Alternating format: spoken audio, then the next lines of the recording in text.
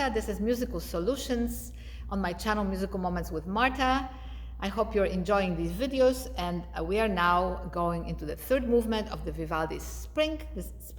This is Allegro, Danza Pastorale. There's some wonderful effects here, trills, double stops, different key changes, beautiful movement, very danceful, and it's in 12/8. So we have 4 beats of 3/8 notes and a very common rhythm here. So I think that's the biggest challenge maybe of this movement, is making sure that it dances, that it doesn't get too heavy. Pam param pam param pam param. But then we still keep the beats nice and consistent. So here's the opening. Let's go ahead and get started.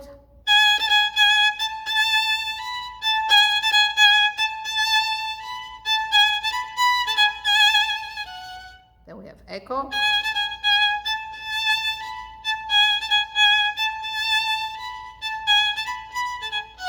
Nice and big sound.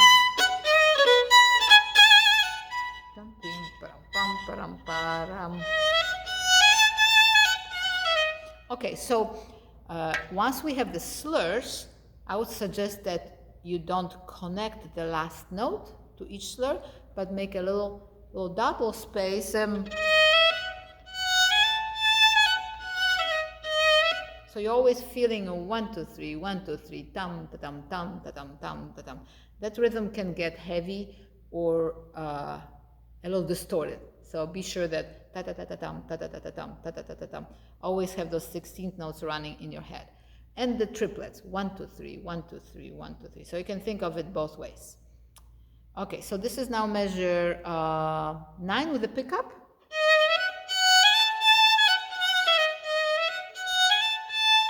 And then we're back to separate. It's like a new little pattern that's repeated. Probably an echo if you'd like. Then this is where the solo starts. Echo. I like to play them short. So now we are in 4th position. Starting in measure 13, I go into 4th position. So I have all the notes at my disposal there without having to shift. And then measure 14 is an echo. Not to say that it's easy, because it is E major after all. So beautiful key. Then we have 16th note runs. So you have to cross the string and get those notes in tune. So I would practice these up and down.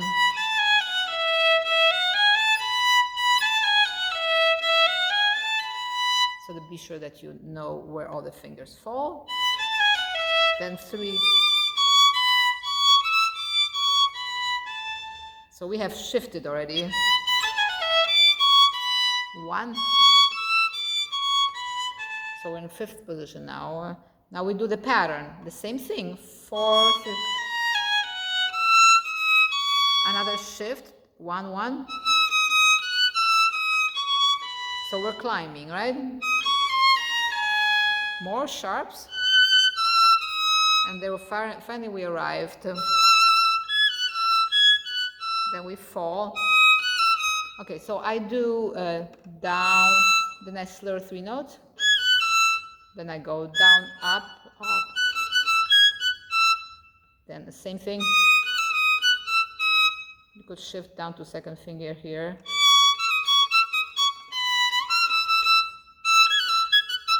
Okay, I'm trying to remember my fingerings because I didn't write them down for some reason.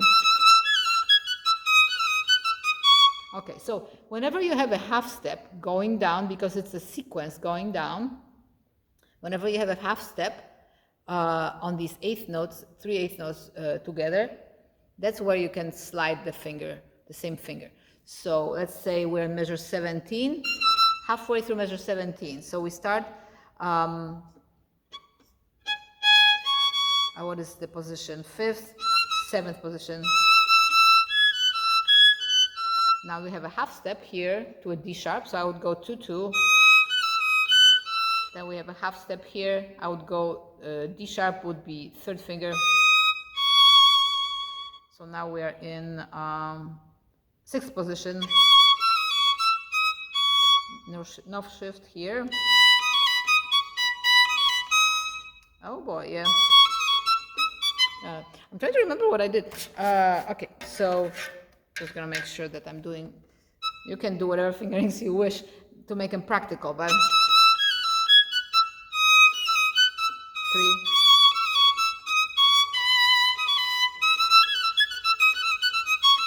Actually, sometimes I just go 1, 1, 1, 1, 1, 1, but that may not be as practical. It could be done that way too. So let me try one more time. Middle of measure 17.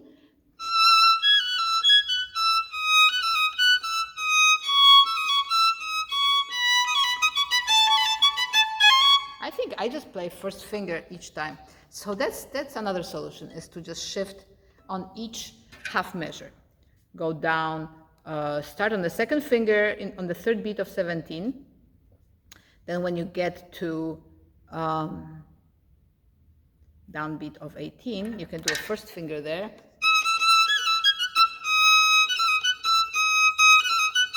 You can shift here to a 2, then 1. Then this one can go to another 1, another 1. So that first finger is going to get a workout. So that's what I do. I think I sometimes change them. So I apologize for not being so precise about that. But by the time you get to 20, you're in second position. Little separation.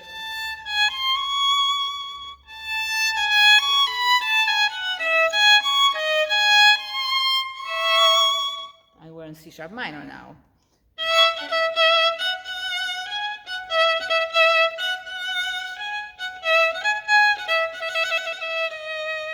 Now we have a nice lyrical line. Then echo on A string in fifth position. Down to third. Then E string.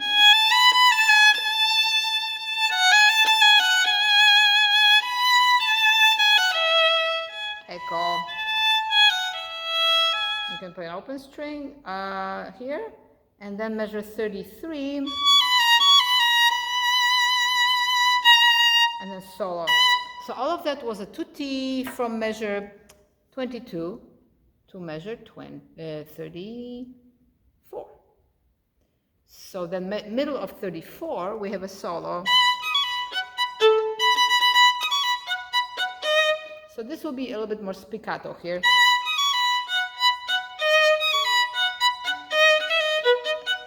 I would hook those eighth notes. So down, up, down, up, up, down, down, up, down, down, up, down. Now we have some beautiful intervals here. We have an interval of a seventh. In the middle of measure 36. Nice scale. Keep it nice and light. Then we have E. So we had a B major, B7, then we have E7 in measure 37. B7 in measure 37.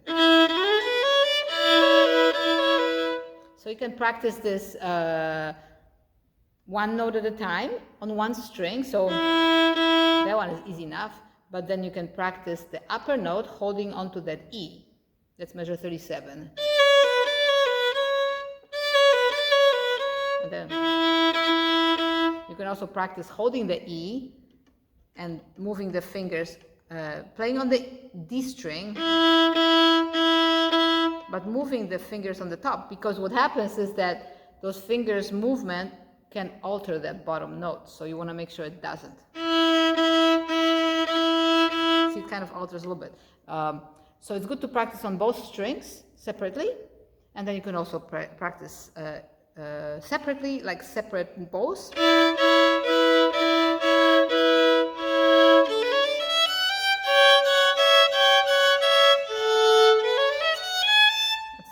etc. Some nice double stops here.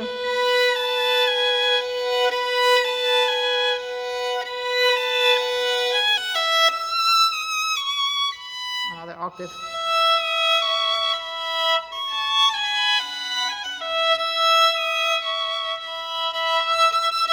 So this is difficult because it is legato, and you should vibrate at least a little bit, make it beautiful, and you're hearing every interval. Major 7, major 6, and then a 5th. Octave. Okay, so there's a lot of intonation there. So again, separate, do one at a time, one voice at a time, but you could just simply go one voice at a time without holding both notes. But the more advanced way would be to hold both notes in the left hand and play only on one string with the bow. But you're holding that first finger because that teaches you how to be stronger there, right? So, and then you can go on the bottom string.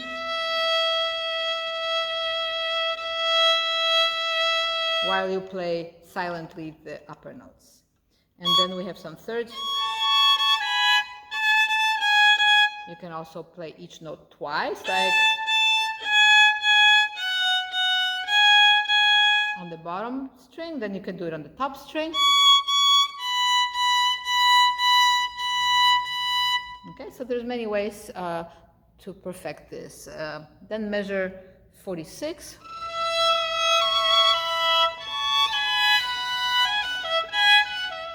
This is a little tricky because you have to move that first finger from a B to an E, or you could hold the first finger on both strings. I don't actually do that. Ideally, you should do that. You should hold, let's measure 48, you should hold that first finger on both E and G and B natural.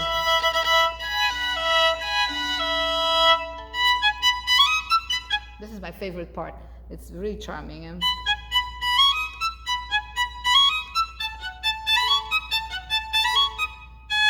So again, we're doing 1, 1, 1, 1, 1, and I'm hooking the first 3 notes, right? So down, up, up. Here in measure 52, on the third beat, you may have some other ideas, but I'm in first position by that time, so I go G sharp, open, and then I shift up to fourth position. So I'm back to where I started in measure 49.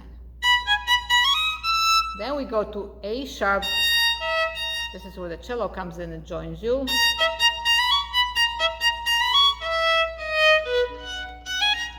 I shift down to first position.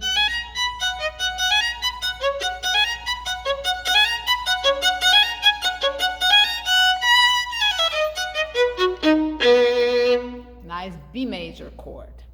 So B major, E, G, B, that's a dominant of E major, which this movement is in, or this concerto is in. And then we're halfway through measure 58.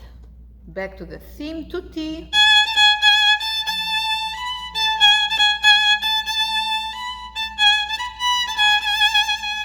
But now we're changing keys to E minor. So I like to show that, not playing slower so much as just a little bit more dolce. Third position.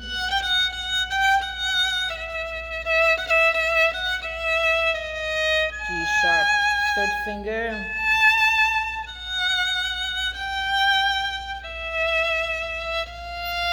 G sharp. And then I'm in first position. First position here.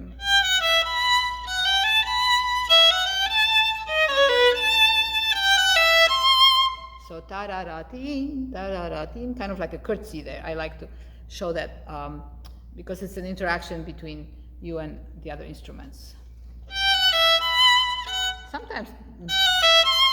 Some editions have the C natural there, but I play as written here, B natural.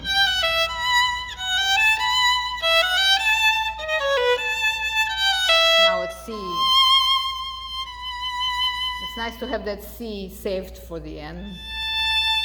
And I slow down here, measure 70, and put a little fermata in the middle of 71 on that A, because this next part is a little bit of a cadenza, and the cello holds the note, your harmony underneath, and the soloist just plays like a little section of how many measures? 1, 2, 3, 4, 5, 6, 7, 8 measures. So starting at the end of 71, let's see, that's the fermata,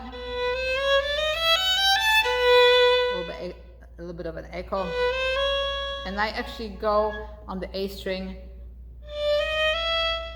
so then I go to third position. I just go 1, 2, 3, and then 2, and then 2, and then I go back to first position. The D sharp.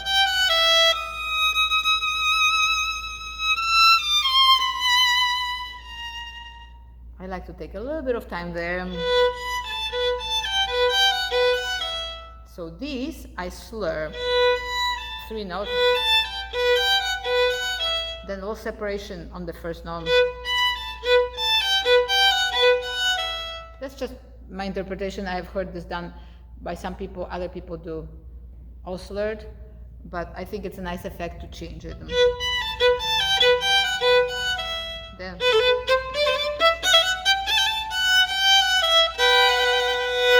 and then we're back to E major.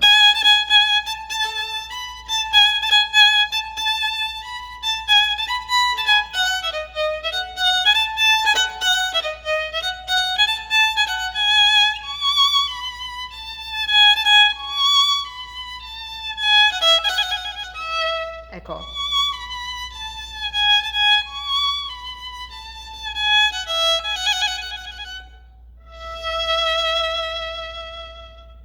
So that's the end of the concerto by Vivaldi, the Spring.